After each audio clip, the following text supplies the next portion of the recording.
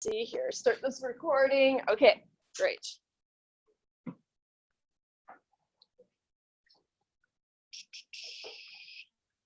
Today, as promised, we'll start our review. So usually what happens at this point in the term, I'm like severely running out of time and it's the last day of classes and we still have to finish up proportions or regressions or whatever. And there's very little time to do a review class. So now I'm kind of like, well, what am I supposed to do with all this time? So I don't know, I'm a little low on material today, I guess, but hopefully that's okay. And then Monday, Wednesday, we'll just go through practice problems together. I'm gonna post some practice tests on Moodle. There's 3 of them with solutions. Okay, so what we'll do is I'll just pick one of those, obviously the one that I like the most, hint, and then we'll go through that one together, right? Just Monday, Wednesday, and then that'll be it. And so first thing I want to do is just go through the format for the final.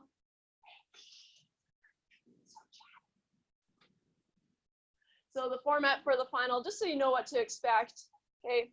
It's going to be short answer, kind of multiple choice, true, false, some little definition things, not necessarily definitions, but for example, what's an example of a numerical variable? Blah, blah, blah, blah. You just write it down, right? And then some long answers, which are the money makers, so we'll focus our time on that. Okay? So, final exam review, part 1.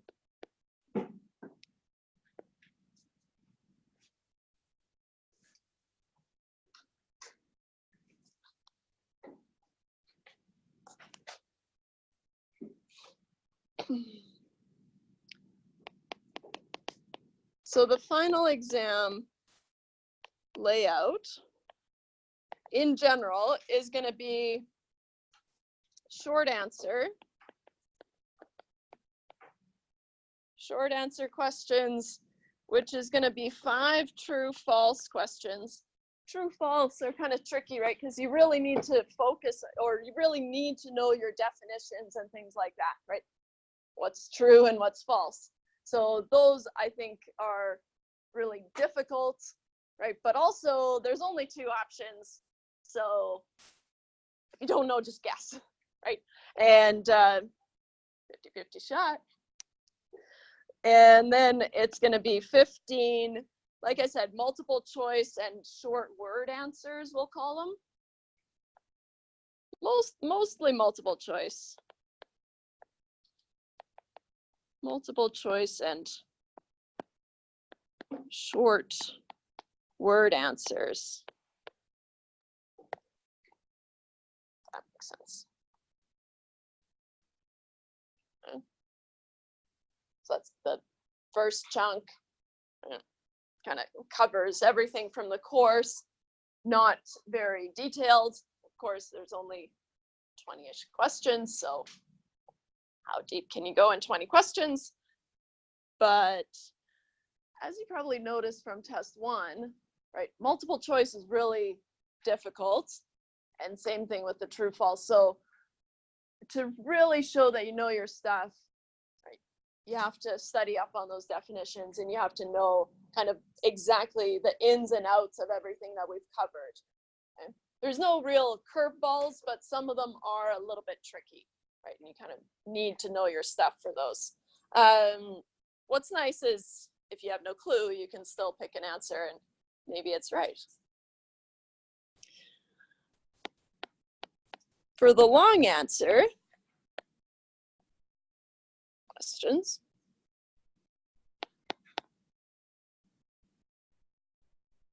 the first question, and I'll give you the order, just same as before, or I guess test 2, I did a different order, but that was for a reason, because you had to identify which type it was. For the long answers, I'll give you the order so you kind of know what to expect. it basically just moves through the course though. So the first long answer question that we're going to do is a 5-number summary. Remember those. And then the second part of that will ask, are there any outliers? Right, so then you're going to use the 1.5 IQR rule to find if there's any outliers. And then the last part of that is going to be to draw a box plot. I guess I should say the box plot, but that should be obvious. Not just draw any box plot, draw the box plot that you get. So refresh those in your minds, but nothing too crazy. Right. It'll be anywhere between, I'd say, 9 and 12 values. Right. You have to sort them, use your boop, boop, boop method, find the median, and then use your boop, boop, boop again for your quartiles, and then the minimum and the maximum. That's your 5-number summary.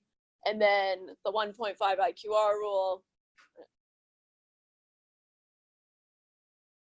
can read up on it over the weekend. I know it was a while ago. Question 2 is a probability question, and it's going to start with a tree diagram. And then find probabilities.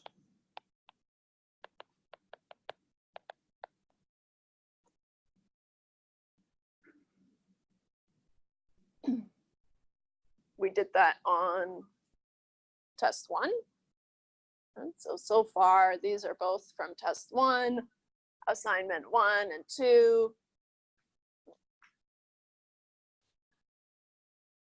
Question 3 is a binomial. So you have to find the binomial probabilities and then use the normal approximation to the binomial.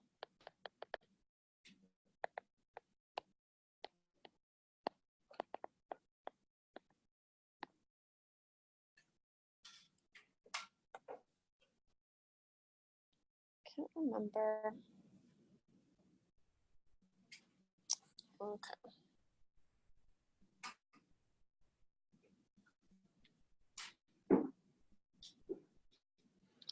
From here,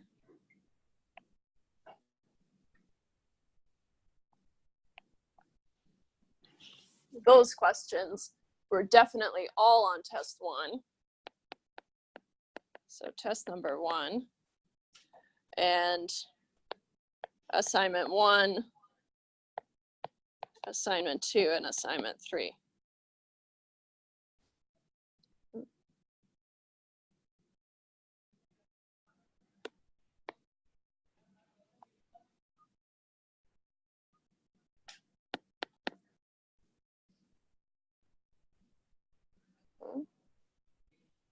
For the 4th long answer, we're going to do some Z-score calculations. So remember, that's when you have to keep track of, okay, do I have one observation or do I have a sample of some observations, which means I'm going to look at the mean observation of those, right, with your sample size n.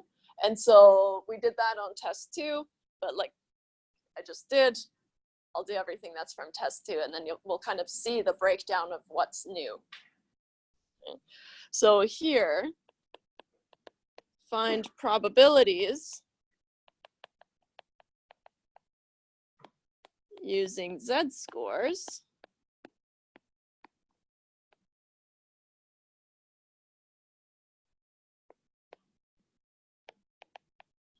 And then using the sampling distribution of X bar.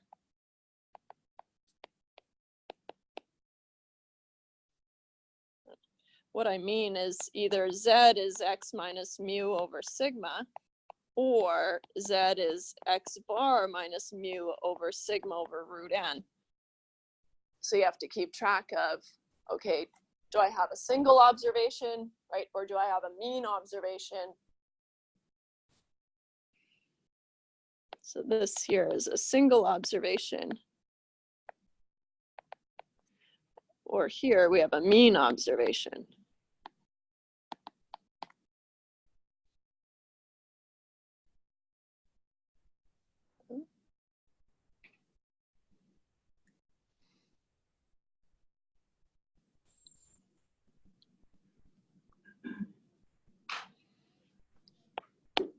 Here's where I get a little bit squirrely. 5 and 6 and 7. That's where we're going to cover the means, hypothesis testing, and confidence intervals for the means. Remember, there's 4 types that we can choose from. There's only 3 questions.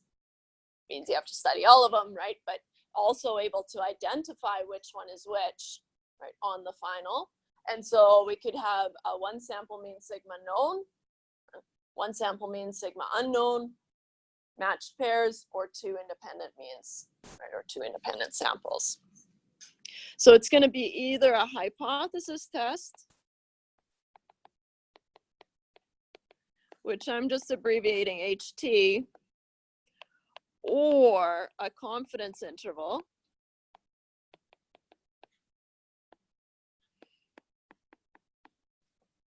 So I'll abbreviate CI from here on out. Okay. So it's not going to be both like we did on, well, on all the assignments, but also on the test, right? You had to do a hypothesis test and a confidence interval. Now it's either going to be one or the other. And it's going to be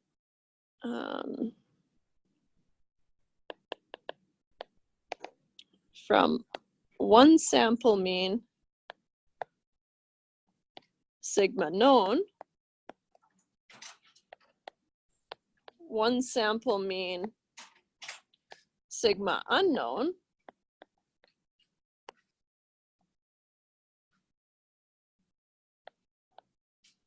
matched pairs, or 2 sample means.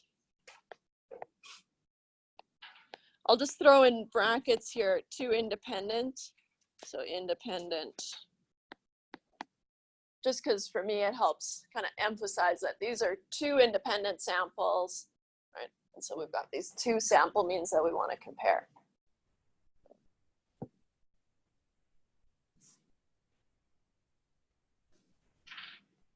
Yeah.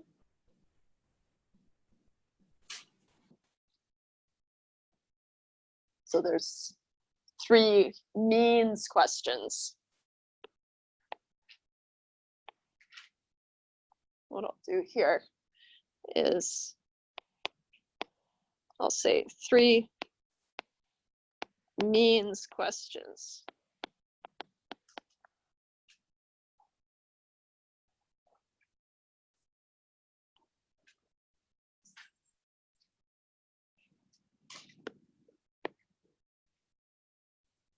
Oh.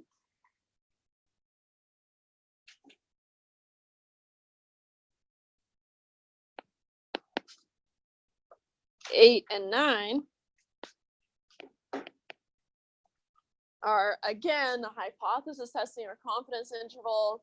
You guessed it, for proportions, right? 1 sample proportion or 2 sample proportions. And so it's going to be a hypothesis testing or confidence interval from 1 sample proportion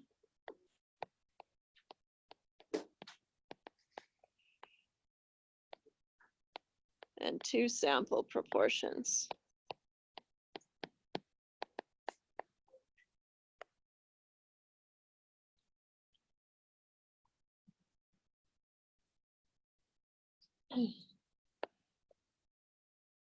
There's also going to be a sample size calculation.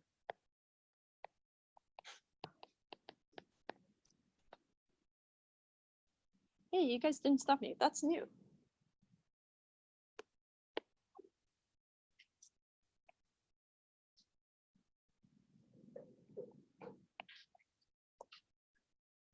Forgot to throw it in there. Right. We didn't have proportions on test 2. And so after the 3 means questions, right, we saw all of those on test 2. And then we started proportions after. So that's new. So from here on up, we've got test number 2, but also, I guess, assignment 4 and 5.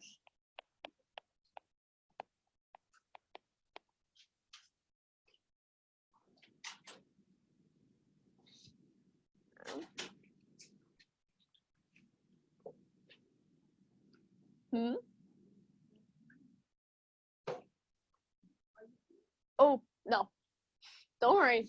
But wait, there's more.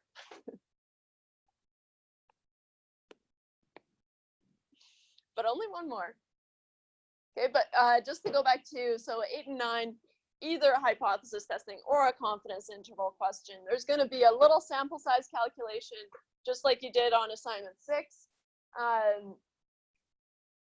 1 sample proportion, 2 sample proportions.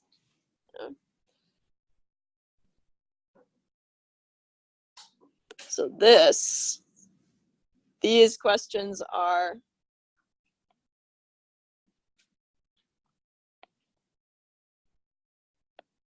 just from assignment 6.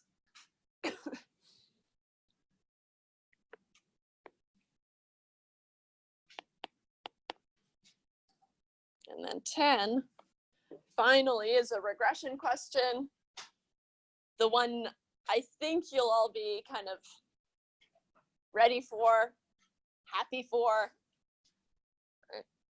It's not as bad as what you're used to, definitely, right? Calculating the slope, finding the intercept, interpreting some stuff, making predictions, all that kind of fun stuff. So it's a regression question. You have to find the correlation.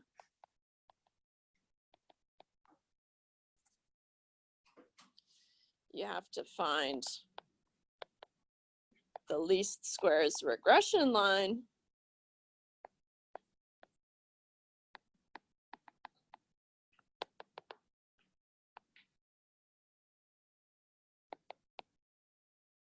Like I said, as it stands right now, you are going to have to draw the least squares regression line on the graph. It's not that hard. We went through it, right? So just be prepared. Like, I think there's other things that harder things we could be testing you on, but it's supposed to be common, so I'm keeping it common. So, and now I'm committing. Now you have to draw a line. Wasn't my first choice. So draw the regression line on a graph.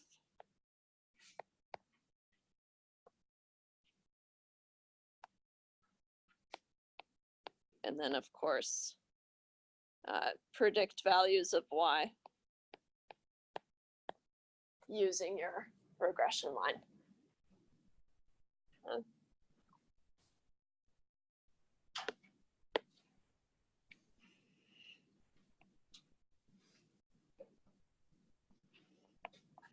And this is all from assignment 7.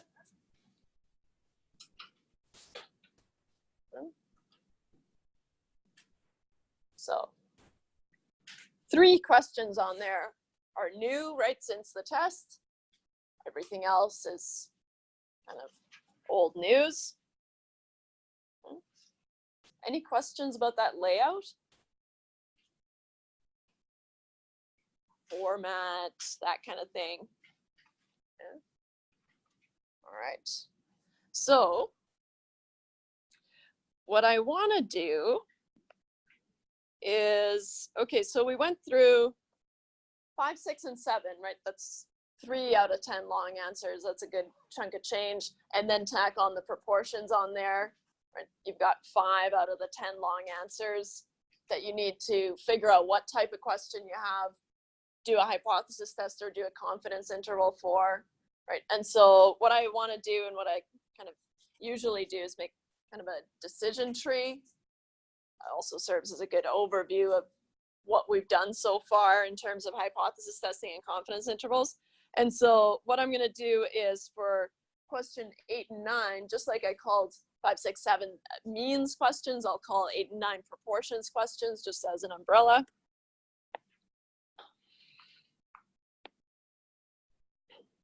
So we'll have 2 proportions questions.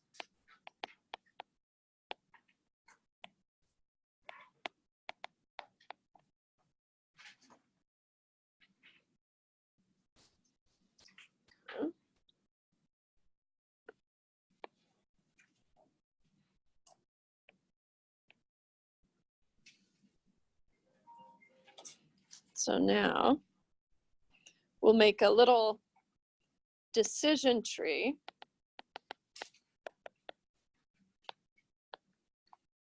for hypothesis testing and confidence interval questions.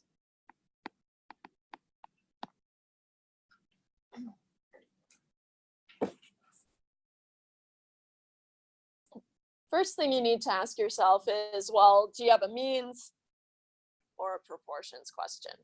Right? That's going to be your main branch. So whenever you see things like, is there evidence, remember, or you've probably picked up on it by now, that means you're going to do a hypothesis test, right? Is there evidence of blah, blah, blah?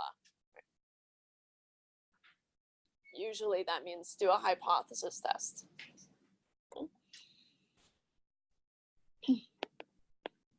If I say construct a 95% confidence interval, guess what? You have to do a confidence interval.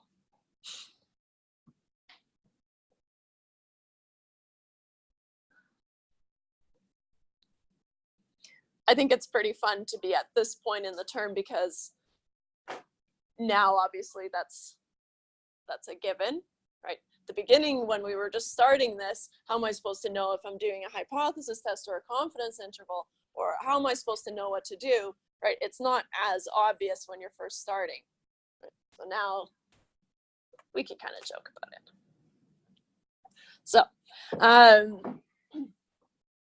for our decision tree, you've decided you have to do a hypothesis test or a confidence interval. So next thing you have to decide, right, because none of the others have hypothesis testing or confidence intervals in them, right? So as soon as you're looking for that kind of big work, you're either going to have a means question or a proportions question.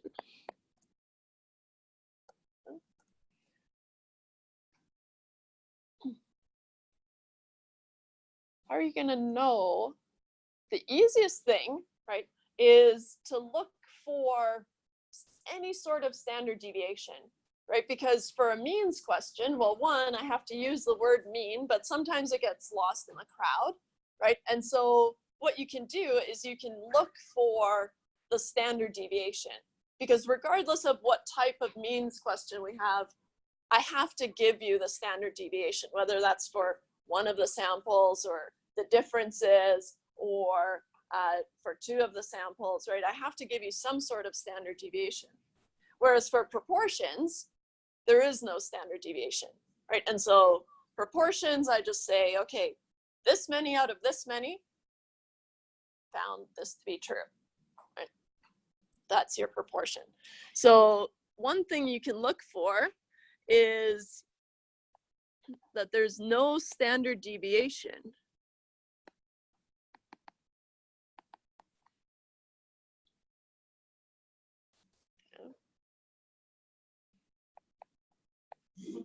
you can always look for the word proportions, or proportion.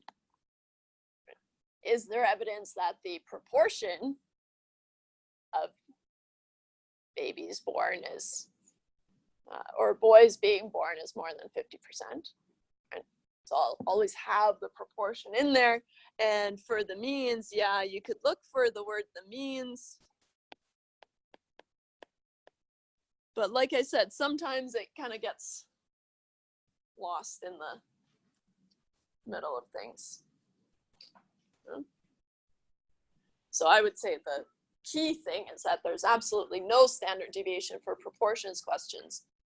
And you'll have to have some sort of standard deviation for a means question. And so once you've decided that you have a means question,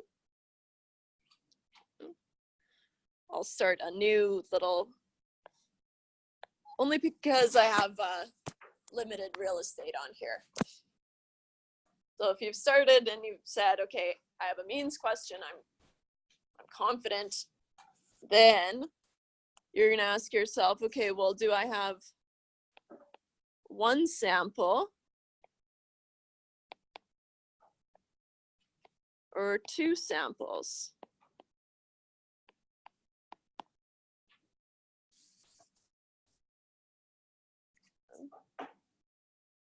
If you have one sample, right, so you took a sample and you found the mean to be this and the standard deviation to be that, right?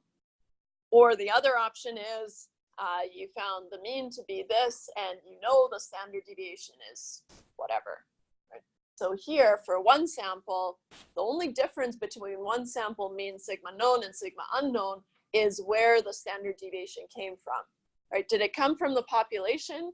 Then you have sigma known. So now you're going to ask yourself, okay, where did the standard deviation come from? I guess I should write that out. Did the standard deviation come from?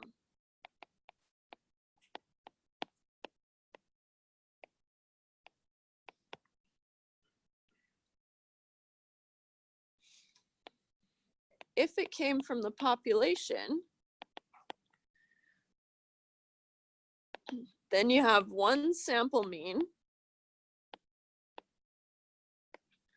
sigma known, right? Because sigma, remember, is the population standard deviation. So now you have one sample mean, sigma known. If it just came from the sample, bless you, then we have one sample mean, sigma unknown.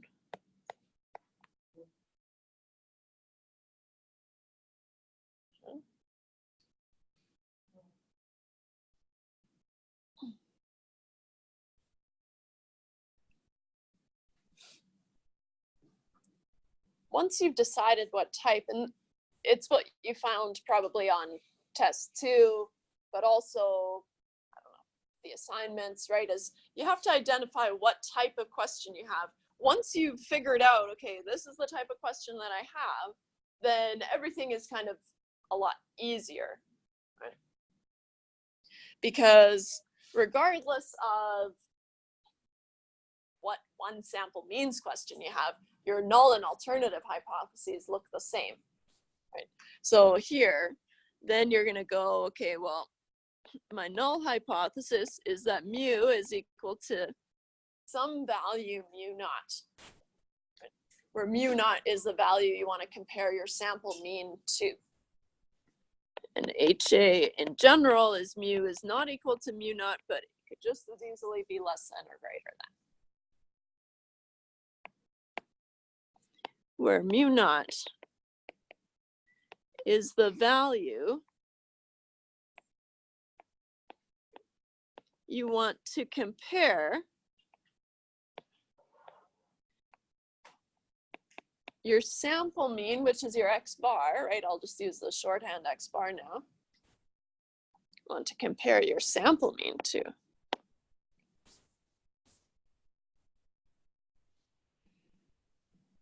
So that's the same for both those scenarios. Sometimes it's hard to figure out what your mu naught has to be. Right? Just like for one sample proportion, we had to figure out, okay, well, what's my hypothesized proportion?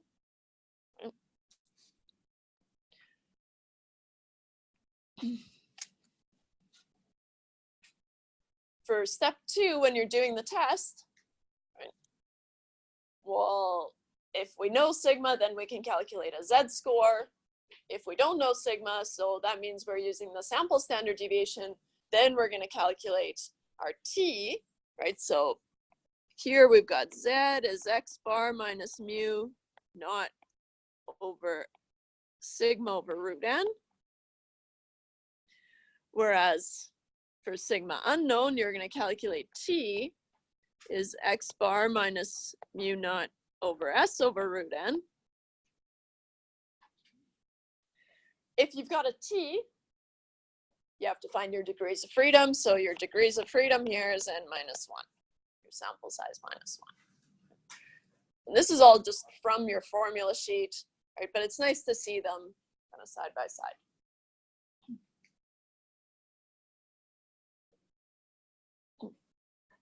If you've calculated a z-score, you use the z-table to find your p-value. If you've calculated a t, you have to use the t-table to find your p-value.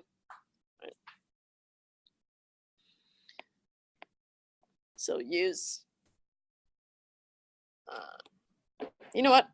I'll write in general here.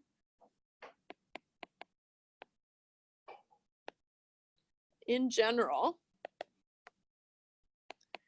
because this goes across the board, right? Means, proportions. If you've calculated a z, you have to use the z-table to find the p-value.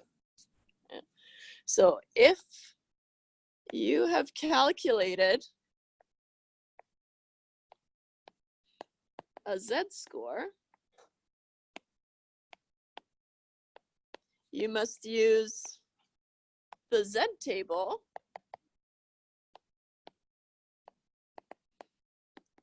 to find the p-value.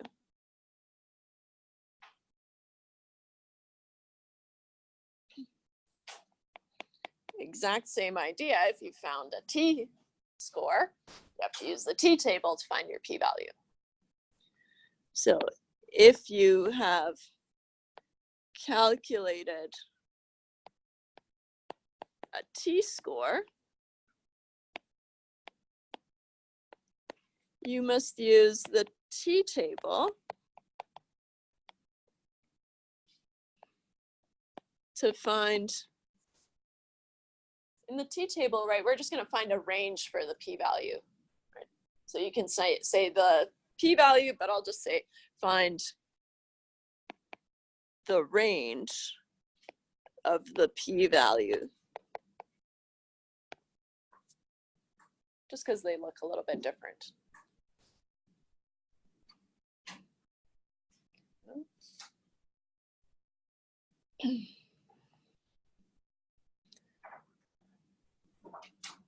So that's for your p-values. So I'll say in general, p-values.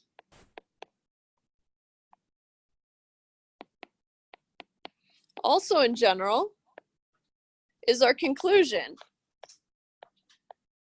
Right? You've been using the same conclusion for all your hypothesis testing and also all your confidence intervals, right? How we interpret them. And so we'll focus on the hypothesis testing for now. And so in general, right, if the p-value is less than the alpha level, we have enough evidence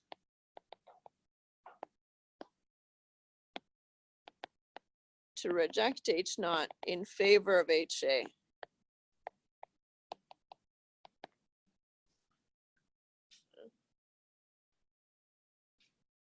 And of course, if the p-value is not less than the alpha level, we do not have enough evidence to reject H0 in favor of HA. I won't write that one down because at this point, we're pretty familiar, but keep track of those.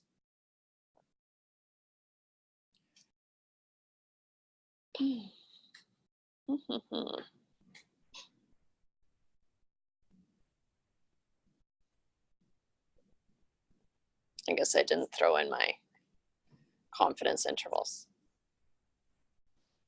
but they're the same, just on your formula sheet.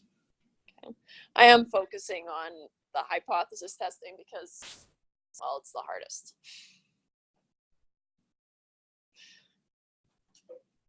Any questions so far? So far, so good.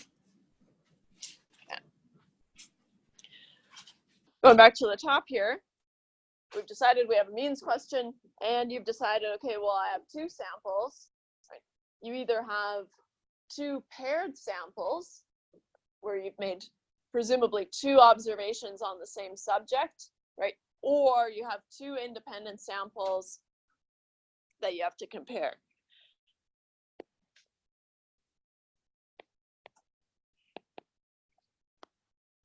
So are the samples independent of each other?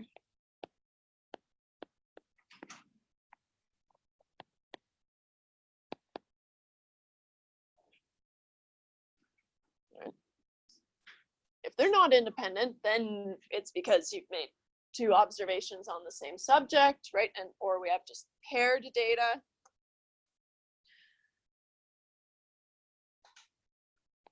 If you say no, then you have paired data. Try to squeeze that in.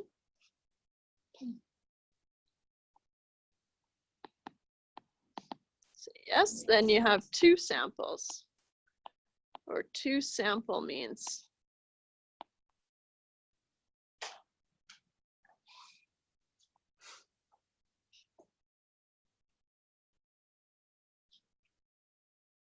A little low on space. But what's nice about matched pairs, right, and also two independent samples, is that our null and alternative hypotheses are predetermined, right, except for the sign in the alternative hypothesis. And so for paired data, you've got H naught is that mu diff, or mu d if you want, is 0, right? You're always comparing the mean difference to 0. Are these two groups the same or not? And the alternative is that mu diff is not 0, but it could just as well be less than or greater than 0 for a one-sided test.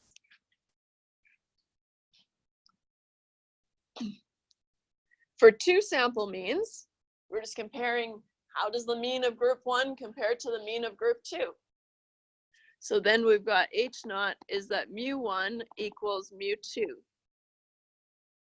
In your null and alternative hypotheses, I want to see question-specific subscripts, right? So machine A, machine B, like on assignment 6, for example, got subscript A, subscript B. HA is that mu1 is not equal to mu2.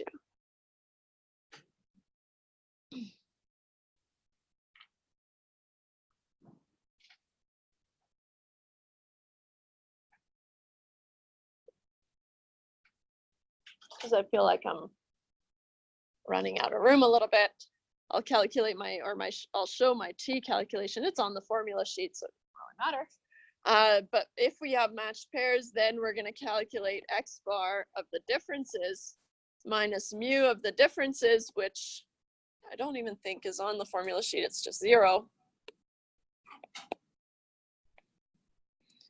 Over the standard deviation of the differences over the square root of the number of the differences. And the degrees of freedom are going to be ND minus 1, the number of the differences.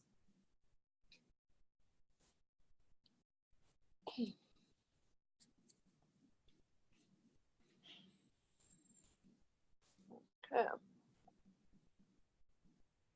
For two sample means, I need a little bit more room.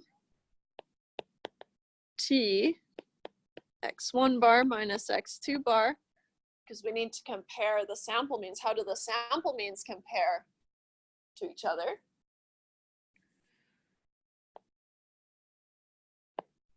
All over the square root of s1 squared over n1 plus s2 squared over n2. You want to be careful that you're squaring the values that need to be squared and taking the square root, right? So you want to be really careful because it's a little bit more work. And then your degrees of freedom for this one is the minimum of n1 minus 1 or n2 minus 1.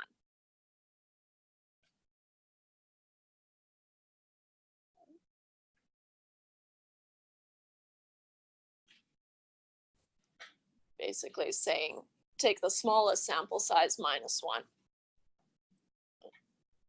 And then because in each of these scenarios, right, you've calculated a t, I've given you how to find your degrees of freedom on your formula sheet, right? And so then use the t table to find your p-value.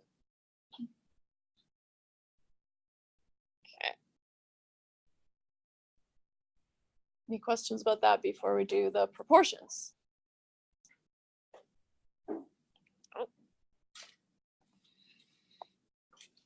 So if you've decided that you have a proportions question,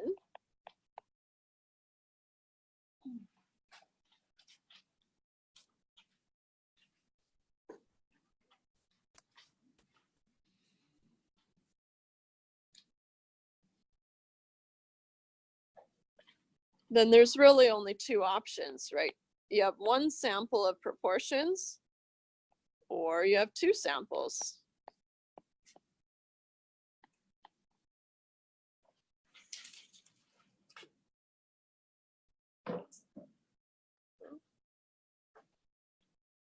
Here, let's just outline the assumptions for each of these scenarios, right? Because they're a lot of work.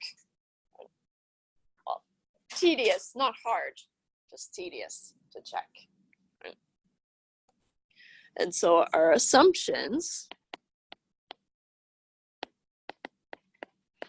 if we have a one sample proportions question, we need to check that, do we have a random sample? Right, so you'll argue, we're assuming we have a random sample, and is the sample size less than 10% of the population?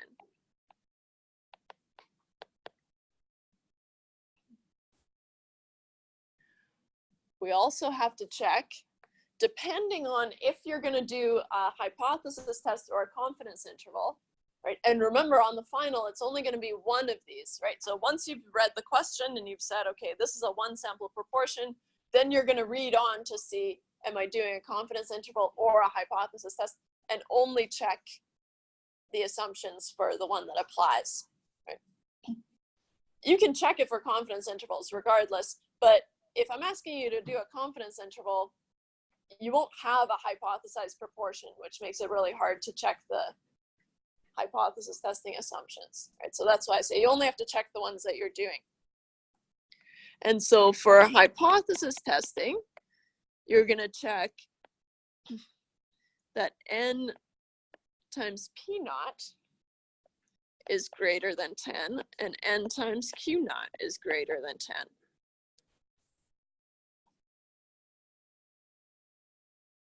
So are you expecting at least 10 successes and at least 10 failures?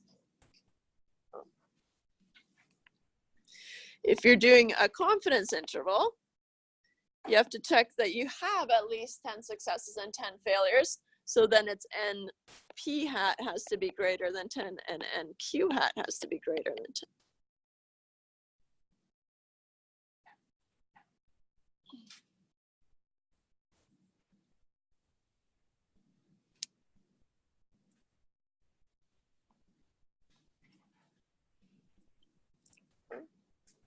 For the assumptions for two samples, we basically do the same thing, but just double up with the pooled proportion thrown in. Right? And so we've got the assumptions that we have to check. Well, are N1 and N2 random? Randomly selected, I'll say. That's what I mean. Is N1 less than 10% of the population? And is N2 less than 10% of the population?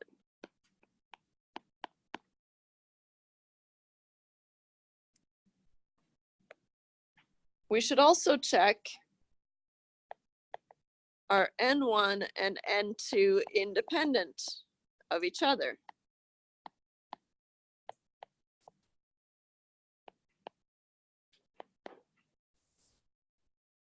Remember, you're just arguing each of these points, right? I'm assuming that they're randomly selected. I'm assuming that this is less than 10% of each population. I'm assuming that they're independent, right? Because that's the reason we're stating all these assumptions. It's just highlighting, I know that these things have to check out, so here I am just assuming it. We're going to need the pooled proportion,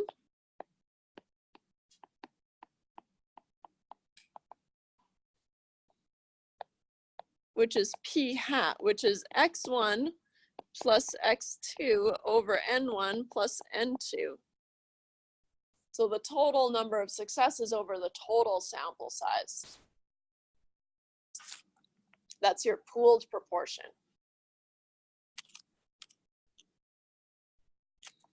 And then, if you're doing a hypothesis test, you have to check that n1 times p hat is greater than 10, n1 times q hat is greater than 10,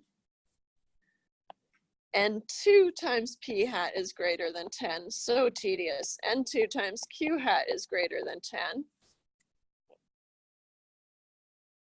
So with your pooled proportion, you have to make sure that you're expecting at least 10 successes and 10 failures with each sample size, right? Notice that you're just doing everything for each sample, right? But instead of a hypothesized proportion now we've got the pooled proportion.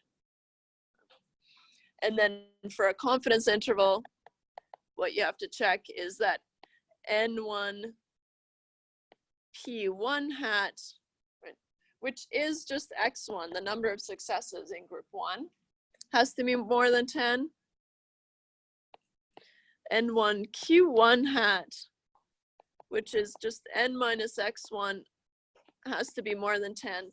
I'm showing the x1 and n minus x1 because sometimes, like on assignment 6, right, I'll give you the number of successes, and then it's just easier to check with those, right? And n2 times p2 hat which is x2, has to be greater than 10. And finally, n2 times q2 hat, which is n1, n2 minus x2, has to be greater than 10. So whichever one of those formulas are easier to work with, just use that. Again, you only have to check one set of these, right, depending on if you're doing a hypothesis test or a confidence interval. I'd say the assumptions are the hard part for proportions. Once those are done and over with, then you can move on, and then you're just back to hypothesis testing or confidence intervals.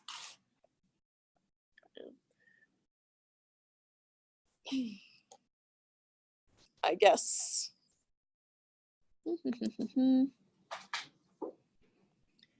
For completeness, I'll go back to the one sample proportion and do the Z calculation, but we don't actually need it. Z is p hat minus p naught over the square root of p naught q naught over n.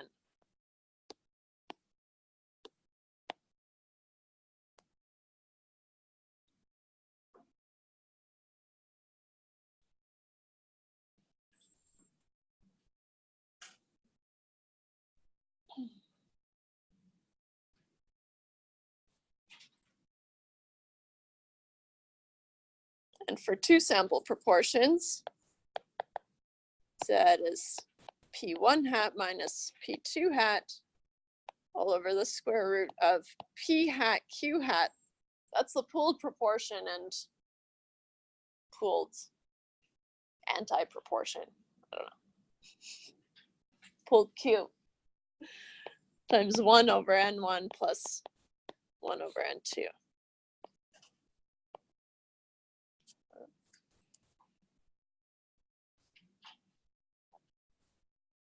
And then the last thing that I want to talk about today, right, is the sample size calculation. That's going to be from one sample proportions. And so a sample size calculation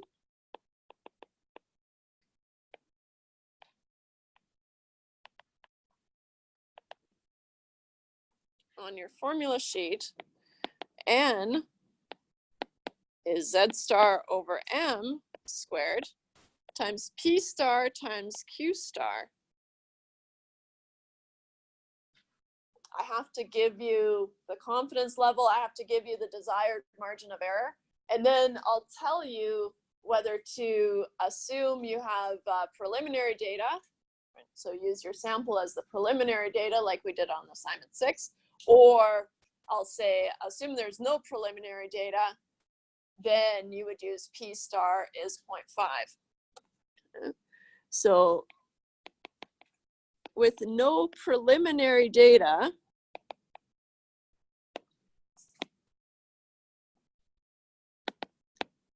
P star is 0.5, which makes Q star 0.5, right? Assume we have a 50-50 split in this population. With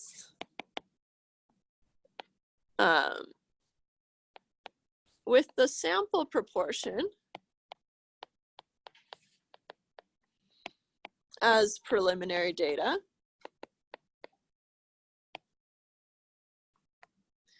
P star is going to be P hat. So it just depends on the question, right? Is it telling you, okay, use the sample as the preliminary data, then you use P star as P hat. If it's saying, okay, assume you have no preliminary data, then you're going to use 0.5, right? P star is 0.5.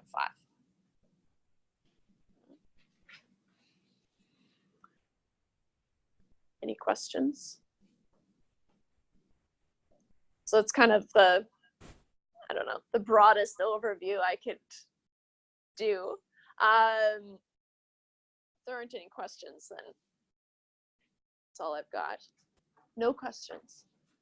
No? Yeah.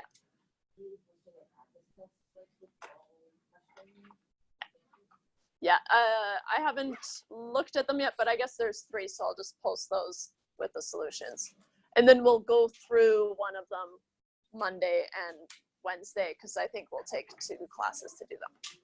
Yeah. All right. See you guys on Monday.